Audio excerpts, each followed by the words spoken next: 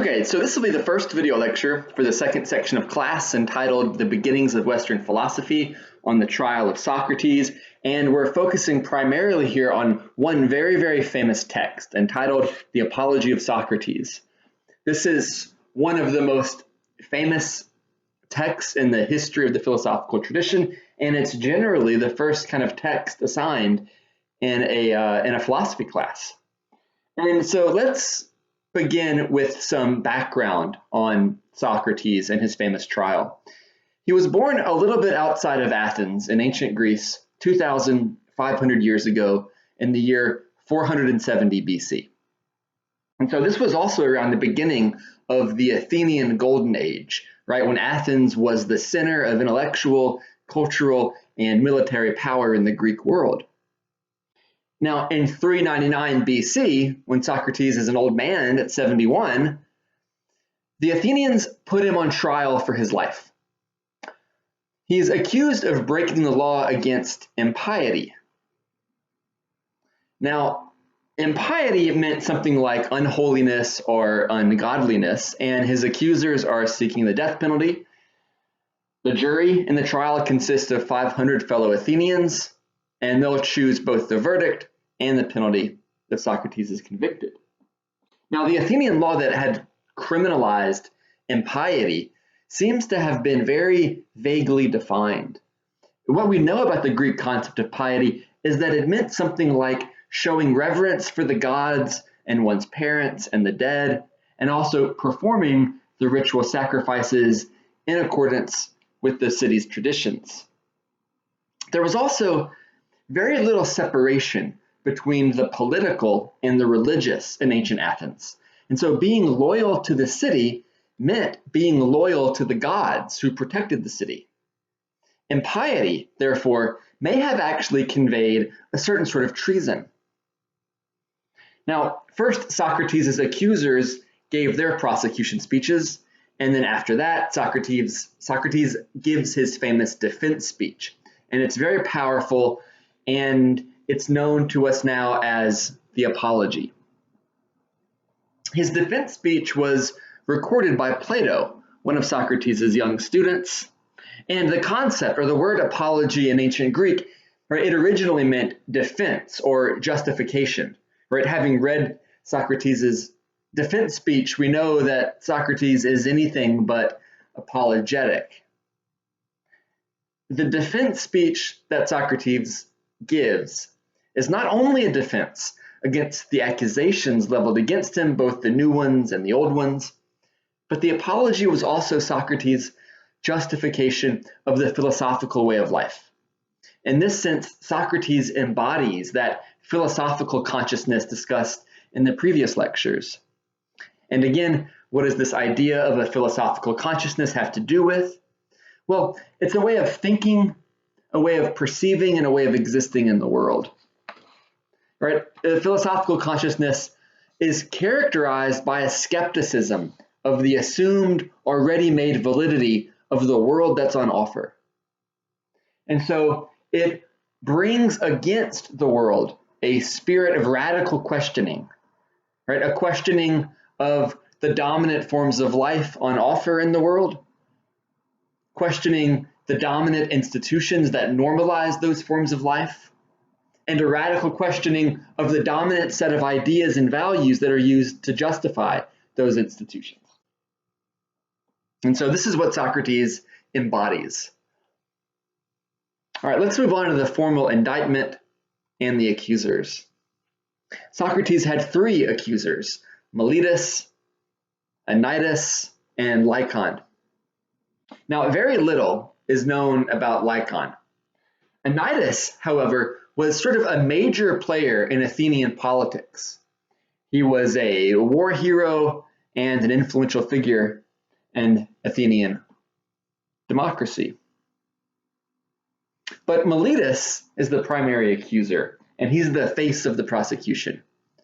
What we know about Meletus was that he was sort of a religious fanatic and a political reactionary. In other words, right, his politics were born out of a contempt for individuals and groups that he thought had ruined Athenian greatness. And so Miletus wants Athens to return to this idealized past. And he appears to have been part of Athens' growing conservative movement, which was trying to reassert traditional religious values against the rise of intellectuals and philosophers and subversives. And so it's Miletus who swore the indictment against Socrates. And the indictment included 3 specific charges. First, Socrates does wrong by not recognizing the gods that the city recognizes. 2, instead, Socrates introduces new spiritual entities. And 3, Socrates also does wrong by corrupting the youth. The penalty demanded is death. Now, before unpacking Socrates' defense against these accusations, it's best to kind of lay out more important background and biography. Now, Socrates is considered one of the founders of the Western philosophical tradition. Socrates is the first in a line of 3 monumental philosophers of the ancient period, right? So Socrates teaches the second great philosopher, Plato, and Plato in turn was Aristotle's teacher. Now, much like Jesus of Nazareth, who's born some 400 years after all these events, Socrates never writes anything down of his own philosophy. So almost everything we know about him comes from the writings of his students, mostly Plato. And over the course of his life, Plato writes dozens and dozens of philosophical pieces known as the Platonic Dialogues. These philosophical writings take the form of fictional conversations in which Socrates and his companions discuss philosophical ideas. Now, after Plato was done writing about him, Socrates becomes one of the most influential human beings in living history. Socrates was someone who was a public figure for just the second half of the 5th century BC, but someone whose influence has reverberated throughout the next 25 centuries. So he sort of flashes across the sky of world history like a meteor.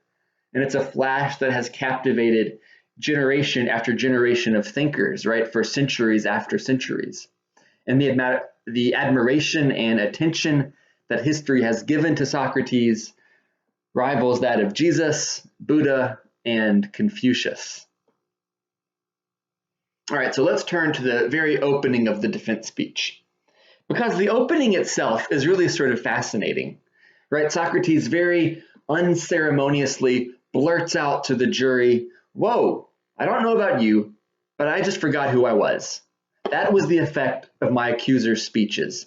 Every single word was a lie. Now, of course, we don't actually have a record of the accusation speeches. The text itself just begins with Socrates' defense.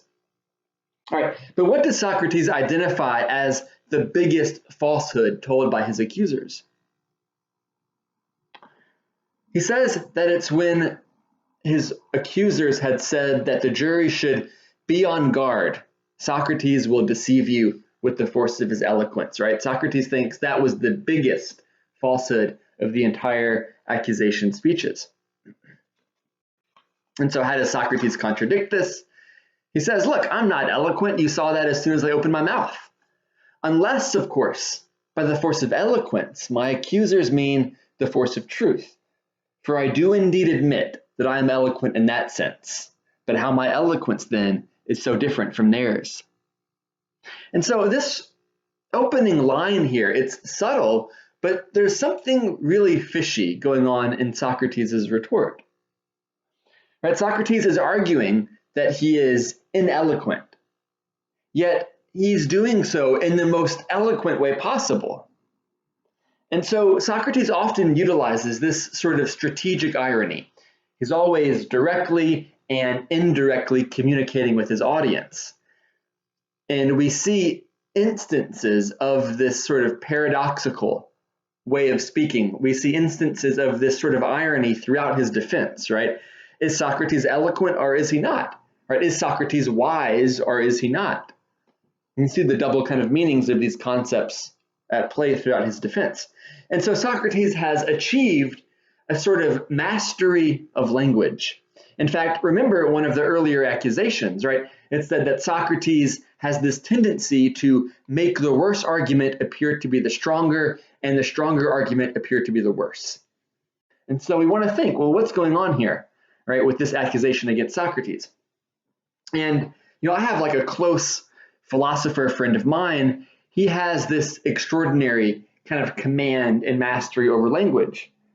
And, you'll be in conversation with him and you find that he'll render his own perspective on the topic at hand with such clarity, so beautifully constructed in words that you kind of get seduced to his perspective, right? It feels like truth is being uncovered or something, right? And you only realize later that maybe something fishy was going on, that you had abandoned your own position or your own premises too easily, having been seduced by the kind of power of poetry and articulation of the person that you're discussing something with. And so clever and skillful speakers can also be edifying and inspiring, right? They can help you make sense out of your otherwise vague notions and impressions, right? Those ideas that you have been unable to clearly articulate or crystallize for yourself. In other words, a person who has this sort of mastery over language can help you make sense out of who you are, as though they kind of enter your soul and organize your ideas in particular ways better than you could do it even yourself, right? And so we might call this the art of persuasion. And it can be beneficial, right? It can help you come to understand yourself, clarify your thoughts and your intuitions and your beliefs. And this is part of the work that's done by many good teachers and professors in humanities departments in college and university. But the art of persuasion, right, this mastery over language, it can actually be harmful as well, right? It's a powerful talent that can also be used to subtly manipulate people's perspectives. And so maybe we should be on guard against the, quote, force of Socrates' eloquence. At the very least, we want to keep this warning in mind when we review Socrates' cross-interrogation of Meletus, and that will be in the second set of lecture notes. Now, Socrates says that, yes, the prosecution is lying about him and slandering him, but Socrates also freely admits that he does, in fact, have sort of an evil reputation among the Athenians. In fact, many Athenians grew up believing that Socrates is a subversive, a countercultural intellectual who despises and hates his own city. That Socrates doesn't believe in the gods and engages in science to explain away what appear like religious activities, to explain natural phenomena. Many people grew up believing that Socrates teaches the youth of Athens to rebel against their parents and against their parents' values, and to despise their country and to tear down the established traditions. And so this is his evil reputation, and he gives an account for his infamy. He says, "Listen up, Athenians. There's a reason I have such an evil reputation, and it's because I possess a certain sort of wisdom. And I call on the god of Delphi as my witness to this. Let me tell you a story. It all begins with my friend Chaerephon, who took a pilgrimage to go see the Pythia," sort of paraphrased, right? And so we can imagine, right, if this were like a film, we would, cut to 30 years in the past and fade to Chaerephon approaching the temple of Apollo in Delphi. And so this is this priestess who speaks on behalf of the god Apollo and gives prophecies, once a year, and many pilgrims go in search of Pythia to ask her questions and have her foretell the future. And Chaerephon asks the oracle, right, "Is anyone in Greece wiser than Socrates?" And the oracle responds, "There is no man wiser than Socrates in all of Greece." Now, of course, Socrates, hearing this from Chaerephon, doesn't believe it, right? He doesn't believe that he actually possesses any sort of wisdom whatsoever. However, at the same time, Socrates also believes that it would be impossible for the god to lie. So we've got another kind of contradiction here. So Socrates devises a method. He says, I devised a method for discovering the meaning of the riddle. I realized that if I could only find a man who was wiser, then I might go to the god with a refutation in my hand and say, look, here is a man who is wiser than I am, so what's your meaning in saying that I am the wisest? Right? In other words, Socrates is going to systematically question those Athenians who have reputations for wisdom. Once he finds a person wiser than himself, he can return to the oracle with that refutation, saying, look, here's someone wiser than me. Now explain what you mean in saying that I'm the wisest in all of Greece. And so Socrates labors at this kind of philosophical religious mission for a while. And what does he learn? Well, what Socrates discovers is that those Athenians who have the greatest reputations for wisdom are actually some of the most ignorant, right, throughout the entire city. And so as a result of this, Socrates exposes these people's pretense for wisdom. He undermines their reputation and their influence, and they are publicly humiliated. And so Socrates makes many enemies among the Athenian power elite. Powerful people come to develop an animosity for Socrates, and they mass slander him to the rest of the Athenians. Socrates says, there are plenty of persons in Athens who think they know something, but really know very little, or in fact, know nothing at all.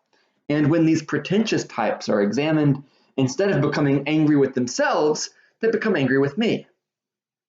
This damn Socrates, they say, he is a pestilential fellow who corrupts the youth. And then if somebody asks them why, what evil does Socrates practice or teach, they do not know and cannot tell. Instead, they make use of the ready-made slanders because the masses of people do not like to confess that their pretense of knowledge has been detected. These sorts of people are as ambitious and violent as they are numerous.